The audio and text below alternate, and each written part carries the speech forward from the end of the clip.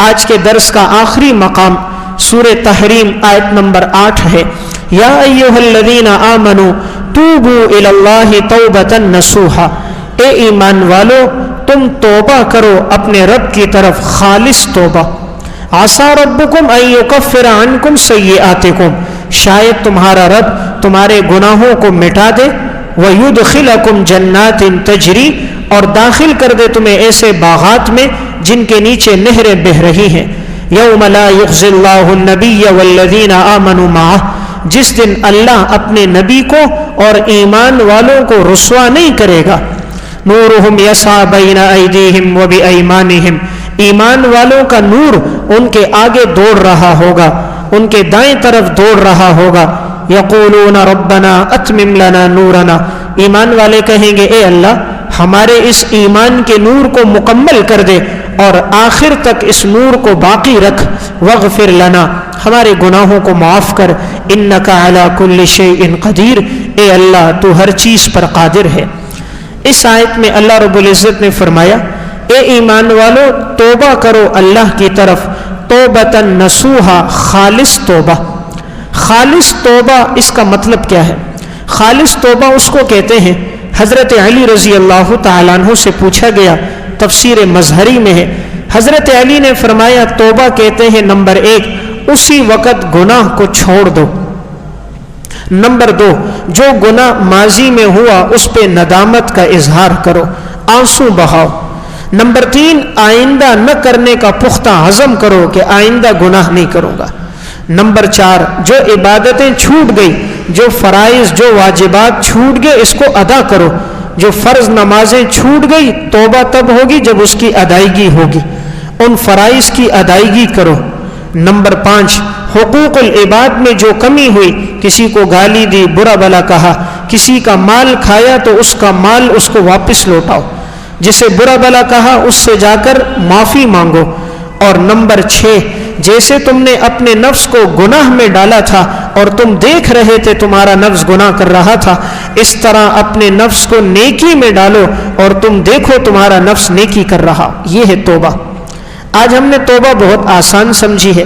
کوئی کہتا ہے توبہ کرو، کانوں کو ہاتھ لگا لیتے، دل پہ اثر کوئی نہیں ہوتا، آنکھوں سے ندامت کے آنسو نہیں بہتے، گناہ کو چھوڑتے نہیں ہیں، نہ کرنے کا عزم نہیں ہوتا، نمازوں کی قضا نہیں ہوتی، حقوق العباد کی معافی نہیں ہے، بس کان کو ناک کو ہاتھ لگایا توبہ.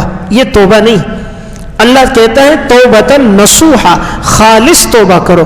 خالص توبہ دل سے ہوتی ہے، زبان سے صرف اظہار ہوتا ہے، توبہ دل سے ہے.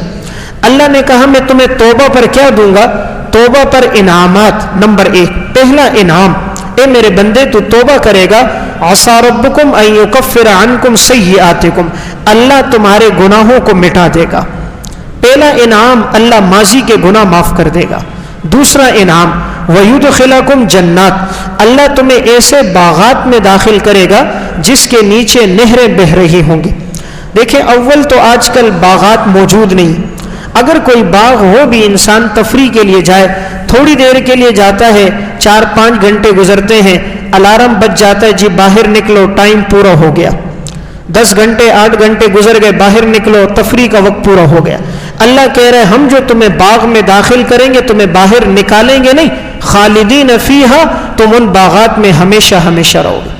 باغات کے ساتھ قید کیا لگائی؟ ان کے نیچے نہریں بہہ رہی ہوں گی.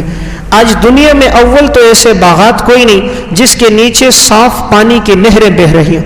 یہ سب سے خوبصورت منظر ہے کہ باغات ہوں، درخت ہوں اور ان کے کنارے پر صاف پانی کی نہر بہہ رہی ہو. یہ انتہائی خوبصورت منظر ہے. تو اللہ کہہ رہے ہم یہ باغات تمہیں دیں گے. اس کے بعد تیسری چیز کیا دیں گے؟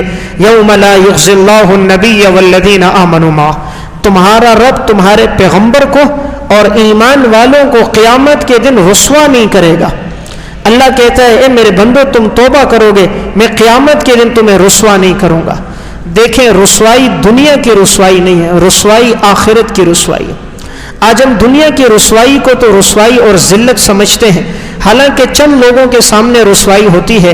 اگر باپ 2-3 گالیاں دے، برا بھلا کہے، گویا 4 آدمیوں کے سامنے رسوائی ہوئی. یا مالک نے اپنے نوکر کو برا بلا کہا، 8 آدمیوں کے سامنے رسوائی ہوئی۔ رسوائی اصل وہ ہے جب حضرت آدم سے لے کر امام الانبیاء تک تمام انبیاء موجود ہوں گے، ساری امتیں موجود ہوں گی، امام الانبیاء موجود ہوں گے، حضرت ابراہیم علیہ السلام ہوں گے، خود رب العالمین ہوں گے۔ اس دن جو رسوا ہو گیا وہ رسوائی ہے۔ دنیا کی رسوائی نہیں، یہ آج رسوائی ہے، کل عزت مل جائے گی۔ آج یہ مال ہاتھ سے چلا کل واپس لوٹ آئے گا، یہ رسوائی نہیں۔ اللہ کہتا ہے ہم تمہیں قیامت کے دن کی رسوائی سے بچائیں گے۔ اس لیے ایمان والوں کو جس دعا کا اللہ نے حکم دیا ہے، اس دعا کے اندر ایک دعا یہ ہے کہ اے میرے بندو تم یہ دعا کیا کرو کہ اللہ تعالیٰ تمہیں قیامت کے دن کی رسوائی سے بچائے۔ ربنا وآتنا ما وعدتنا علی رسولک، اے ہمارے رب ہمیں عطا کر وہ جو تو نے وعدہ کیا اپنے رسولوں سے، ولا تخزنا یوم القیامہ، اے اللہ ہمیں قیامت کے دن رسوا نہ کرنا۔ ولا تخزنا یوم القیامہ، اے اللہ قیامت کے دن رسوا نہ کرنا۔ انک لا تخلف المیعاد، یقیناً تو اپنے وعدے کے خلاف نہیں کرتا۔ تو اللہ کہتا ہے جو توبہ کرے گا ہم قیامت کے دن اس کو عزت دیں گے۔ تو اصل عزت قیامت کی عزت ہے، اصل رسوائی قیامت کی رسوائی ہے۔ تو اللہ فرماتے ہیں میں تیسرا انعام یہ دوں گا، میں انہیں رسوا نہیں کروں گا۔ چوتھا انعام، جو توبہ کرے گا نورہم یسعی بین ایدیہم و بایمانہم، ان کا نور ان کے آگے دوڑ رہا ہوگا، ان کے دائیں طرف دوڑ رہا ہوگا، یہ ایمان کی روشنی ہوگی۔ جب قیامت کا دن قائم ہوگا ایک اندھیرا چھا جائے گا، انسان کو راستہ نظر نہیں آئے گا۔ جب وہ پل صراط پر پہنچے گا تو جس آدمی نے جتنے نیک اعمال کیے ہوں گے اس کا نور اتنا روشن ہوگا۔